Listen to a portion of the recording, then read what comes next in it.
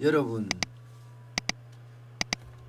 임대차 2법이 국회를 통과하고 나서요, 서울에는 전세 물량이 동났다 이렇게 이야기할 정도로 시장에 미치는 영향이 굉장히 큽니다. 게다가 입법 그 과정이 굉장히 폭주였잖아요. 시간도 너무 짧게 걸렸고요. 그 법에 대한 이게 영향이나 이런 것을 분석하지 않은 채 거의 나흘 만에 통과를 시켜서 이렇게 공포까지 했습니다. 공포까지. 나흘 만에 이 시장에 미치는 영향이 엄청 큰 법안이 시행까지 들어갔다는 건 아마 세계적으로도 이런 유례가 있을까 싶어요. 법이라는 것은요, 워낙 그 영향력이 방대하기 때문에 법을 하나 제정을 할 때는 아주 심사숙고를 해야 되거든요. 그래서 상임위를 거치고 법사위를 거치고 본회의를 거치는 거예요. 그리고 상임위를 거칠 때 소위원회를 마련해서 의원들끼리 머리를 맞대고 이게 진정 국민에게 좋은 법인지 다시 한번 분석을 하거든요. 그래서 국민에게 진짜 좋은 법을 만드는 게 상임위가 역할이에요. 여기서 이제 법제사법위원회 법사위로 올라가면요, 법사위에서는 또 그 법이 헌법이나 혹은 기존법이나 이게 부딪히지 않는지 심각하게 검토를 해보고요. 그리고 나서 이게 국회 본회의로 넘긴단 말입니다. 그러면 국회 본회의에서는 또 한 번 표결에 의해서 그 법이 진정 우리 국민에게 맞는지 안 맞는지 그거를 검토한단 말입니다. 그렇게 검토가 되고 나면 이게 이제 정부로 넘어갑니다. 그러면 정부에서는 또 한 번 걸릴 장치가 있어요. 대통령이 15일 이내에 거부권을 행사할 수도 있거든요. 이 법은 우리 국민에게 안 맞습니다 하고 거부권을 행사하면 다시 국회로 가서 다시 법안을 만들어야 되거든요. 그런데 이 과정을 총망라를 한다 그러면요, 시간이 적어도 뭐 3개월은 당연하고요, 6개월 1년까지도 걸리는 게 법이에요. 그런데 이 법이 나흘 만에 대통령의 재가를 얻어서 국무총리가 관보에 게재를 했습니다. 그것도 관보 자체도 국무회의 만드는 것도 임시국무회의였고요, 관보도 정호가 아닙니다. 관보라는 게 정기적으로 이렇게 발행을 할 거 아니에요. 근데 정호가 아니고 신문 같으면 호회예요. 호회. 특별판에다가 관보에 게재를 했어요. 그렇게 급하게 법을 통과시켰습니다. 이게 이렇게까지 통과시킨 법이 시장에서는요, 지금 엄청 큰 혼란을 지금 몰고 오고 있어요. 집주인과 세입자 간의 혼란은 당연하고요. 임대차 시장 전반에까지 영향을 미치지 않을까, 이렇게까지 지금 이야기를 하고 있습니다. 사실 여러분, 임대료라고 하는 것은요, 이게 사적 영역입니다. 사적 영역. 이 임대료라는 것을 사적 영역에 있는 것을 지금 공적 영역으로 끌어왔잖아요. 저는 이게 일단 이해가 안 돼요. 사적 영역이란 말은 시장 경제의 원칙에 따라서 움직인다는 거거든요. 그런데 이게 공적 영역으로 갖고 왔다는 것은 시장 경제를 안 하겠다는 거예요. 그러니까 시장은 여기에 분명히 반응을 지금 하고 있습니다. 제가 임대차 시장 붕괴한다 하고 물음표까지 달았는데요, 그럴 가능성이 굉장히 농후하다는 거예요. 정부가 시장에 지배를 하겠다는 거잖아요. 그러면 정부가 시장을 지배하면 임대차라는 것은 뭔가 임대 아파트가 있든지 임대 집이 있어야 될 거 아니에요. 정부가 시장을 주도를 하는데 여기에 5% 금리만 올린다? 5%만 임대차를 올린다? 임대료를 올린다? 시장은요 임대차 사업자가 공급을 안 할 수도 있습니다. 실제로 임대차 사업자들 지금 다 줄줄이 지금 무너지는 판이고요. 임대차 사업자가 줄줄이 무너지면 임대집, 임대 아파트를 공급하는 건설회사 등이 또 공급을 안 할 수가 있습니다. 공급을 안 하면요 시장은 붕괴로 이어지는 것 맞습니다. 지금 그럴 가능성이 굉장히 농후합니다. 왜 그러냐고요? 일단 전세값이 쭉쭉쭉쭉 지금 올라가고 있어요. 서울 아파트 전세값 보면요. 어제죠. 어제 7월 31일 날 0.10이나 올라갔어요. 0.10.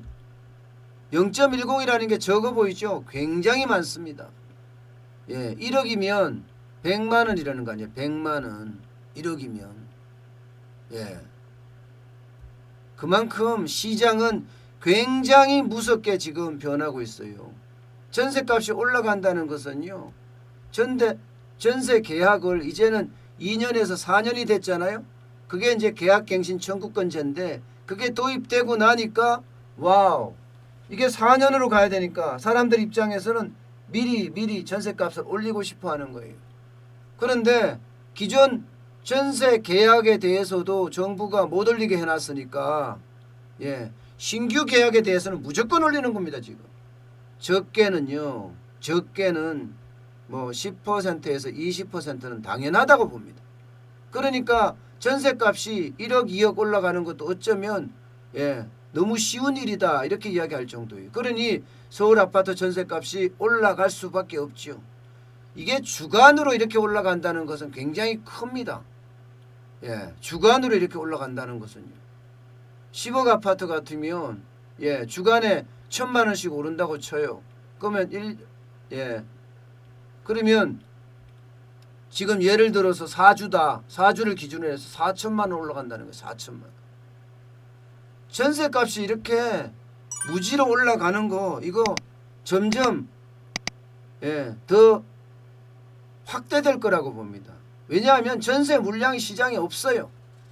전세 물량이 없다는 것은요. 공급이 딸린다는 이야기잖아요. 공급이 딸린다는 이야기는 결국 수요가 많은데 공급이 딸리면 가격은 올라간다. 이게 서울을 넘어서 인천, 경기까지도 지금 계속 확대되고 있는 모양새입니다. 그런데 이게요. 부동산 114가 통계한 내용만 이렇게 올라간 게 아니에요. 서울 부동산 정보광장이 있습니다. 이게 7월 전월세 거래량을 보면 좀 충격적이에요. 충격적. 보시는 것처럼 연도별로 서울 전월세 거래 현황입니다. 2019년에는 13,787가구였어요. 그런데 2020년에는요. 7월입니다. 7월 한 달만 말하는 거예요. 7,879가구예요. 그러면 지금 전월세 거래가 반토막 났다는 이야기잖아요. 이게 2년 전으로 들어가 보자고요. 2년 전 2018년 보니까 12,825가구였습니다. 그러면 지금 7,879가구를 했으니까 한 4천 가구가 지금 계약을 안 했다는 거잖아요. 지금 시장에는요. 이렇게 혼란스럽다는 거예요. 혼란스럽다는 거예요. 계약을 해야 되는데 7월에 지금 7월에 계약을 안 했던 데가 4천 가구니까 절반가량은 아니지만 30% 이상 가구가 지금 계약을 안 하고 있다는 거예요. 그렇지 않으면요. 이들은 계약을 빼서 서울이 아니라 탈서울하고 있다는 증거고요. 탈서울. 계약을 안 하든가 아니면 탈서울하든가. 그러니까 서울에서 도저히 못하니까 경기나 인천으로 가는 거죠. 수도권으로 가는 거예요. 경기나 인천으로 가니까 경기, 인천도 지금 계속 올라가고 있는 추세거든요. 자, 2018년 전국 전월세 거래량 전국으로 좀 뻗쳐보겠습니다. 전월세 거래량 하면 7월에 2018년입니다. 2018년 7월에 14만 9,458건이었습니다. 14만 9,480 9,458건이요. 8월에는 15만 2,089건이었어요. 이렇게 되면 여러분 올해는 어떻게 될까요? 이거 확 줄어들 겁니다. 확 줄어들 거예요. 자, 이대로 간다 이러면요. 당장 서울 사람이 경기도나 인천의 아파트를 사는 게 있을 거 아니에요? 그 비중을 보면 작년 대비해서요. 경기도는 3.3배가 늘어났고요. 인천은 3.2배가 늘어났습니다. 이 말은 서울에서 전세 못 사니까 경기나 인천으로 간다는 이야기예요. 그것도 집을 사서 간다는 이야기예요. 이제는 더 이상 집 안 사면 안 되겠다 이렇게까지 지금 생각하고 있다는 이야기입니다. 그만큼요 지금 서울의 전월세 거래 현황은 굉장히 복잡다단하게 지금 가고 있습니다. 지금 이 시장에서 가장 크게 지금 우려되는 문제는요 임대차 시장의 붕괴입니다. 임대차 시장의 붕괴가 안 올 것 같죠. 충분히 오고도 남는다는 거예요. 왜냐하면 기준금리가 0.5잖아요 지금요. 0.5니까 여기에 지난번 70대책인가요? 70대책 할 때 주택 임대사업자가 축소되잖아. 그죠? 왜냐하면 종부세나 재산세가 굉장히 많이 올랐어요. 다주택자면 종부세는 2배에 2배. 그것도 엄청나. 그런데 임대소득은 올려봤자 5%밖에 못 올리니까 임대료 자체가. 자칫 잘못하면 임대료로 받는 것보다가 세금이 더 많이 나갈 수 있다는 그런 우려까지 생기니까 어떻게 되겠어요? 임대 사업자들은 붕괴되고 붕괴되면 임대라는 자체가 줄어든다. 그러면 임대 건설도 줄어들게 돼요. 결국은 전월세에 대한 공급이 축소되는 그런 현상으로 벌쳐져서 그 축소되는 게 결국은 전세시장, 임대차 시장의 붕괴로 이어지지 않을까 그런 우려들까지도 지금 계속 나오고 있는 겁니다. 게다가 말입니다. 임대차 2법 계약갱신 청구권 제외하고 그 다음에 전월세 상한제 이거 수행되자마자 어제부터 시작이 되자마자 아마 법적 분쟁도 굉장히 커질 거다 이렇게 봅니다. 왜냐하면요. 집주인 입장에서는 빨리 내보내고 싶어 하거든요. 세입자 입장에서는 안 나가고 싶어 하고요. 나가봤자 지금 너무 많이 올랐으니까 나갈 수가 없는 상황이잖아요. 그러니까 세입자 입장에서는요. 이게 궁지에 몰렸습니다. 결국은 이제는 착한 세입자에서 강한 세입자로 바뀔 수밖에 없어요. 이렇게 되면 내가 살 테니까 나가달라. 이렇게 지금 집주인 입장에서는 할 수 있잖아요. 그러면 이게 내가 진짜 사는지 안 사는지 봐야 되잖아요. 그러면 전세를 비워놓던가 2년 동안 비워놓던가 아니면은요 그냥 퇴거금 물려주겠다는 거예요. 손해배상금 물려주겠다는 거예요. 손해배상이 3개월치 월세잖아요.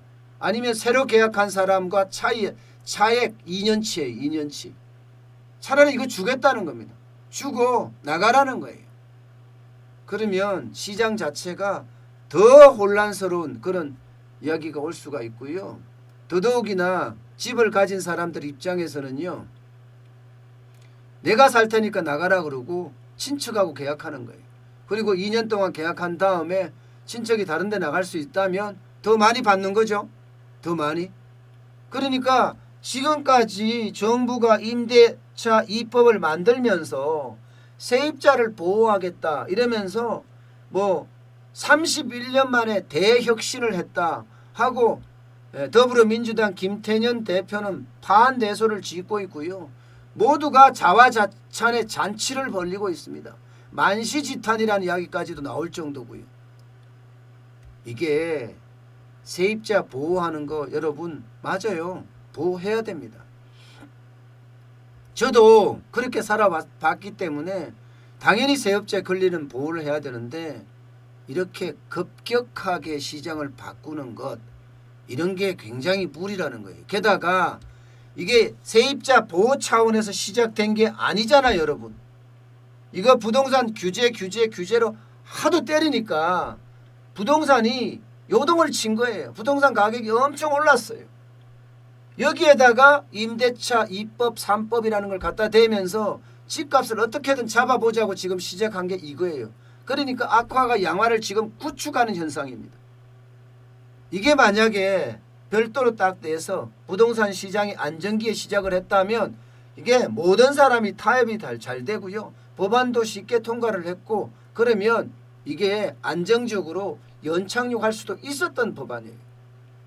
그런데 그렇게 한 게 아니라 여당 독주로 그것도 폭주로 그것도 나흘 만에 마구 통과시켰으니 시장은 놀라고 부동산 지금 입법 임대차 입법이 뭔지도 사람들 모릅니다. 지금 교육이나 그런 뭐 전혀 없었고요. 세세한 내용의 입법까지도 지금 나오지도 않은 상태예요. 나오지도. 이러니까 임대차 보호법이라는 게 결국 세입자를 보호하는 것이 아니라 오히려 세입자를 더 불안하게 하는 것 아니냐 이런 이야기까지 계속 나오고 있어요. 세입자 입장에서는 보세요. 주인이 산다고 하는데 나갔어? 그럼 진짜 주인이 사는지 확인해야 되잖아요. 이러려고 그러면 스트레스 받죠. 다른 데 나가려니 더 힘들죠.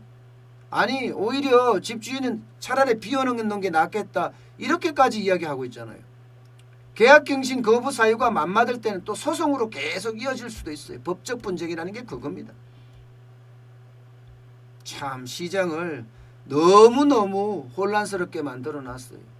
이게 민간 영역에 정부가 들어와서 공적 영역으로 자꾸 만들려고 하니까 이게 시장 경제를 마치 사회주의 경제로 바꾸려고 한다. 그런 생각까지 저는 들게 합니다.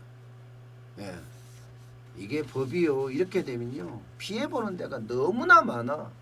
또 기존에 하는 세입자 또 새롭게 하는 세입자 이 사이에 또 갈등이 있을 수도 있어요. 지금 새롭게 하는 세입자는 예를 들어서 문정동 제가 문정동에 있으니까 힐리오시티 예를 들겠습니다. 가락동 힐리오시티죠. 거기는요. 전세 초기에는 이게 59제곱미터 정도 아니죠. 84제곱미터 정도가 되면요. 6억 원 정도 전세였습니다. 지금 10억 갑니다. 기존에 전세에 있던 사람들은 6억이고 새로 전세 들어가는 사람은 10억이에요. 이게 웃긴 거죠. 웃긴 거죠. 시장이 이원화돼 갖고 이게 이제 4년이 지나거나 2년이 지나면 달라질 수도 있겠지만 어쨌든 계속 혼선을 빚을 수밖에 없고 시장에서는 혼란이 계속 거듭될 수밖에 없습니다. 시장이라는 건 진짜 시장 자체가 안정을 가져가는 게 이게 대세거든요. 시장은 시장에게 맡겨야지 정부가 들어가서 이렇게 하겠다는 자체가 저는 무식하다고 봅니다. 이렇게 무식하니까 경제가 지금 온통 난리예요. 온통.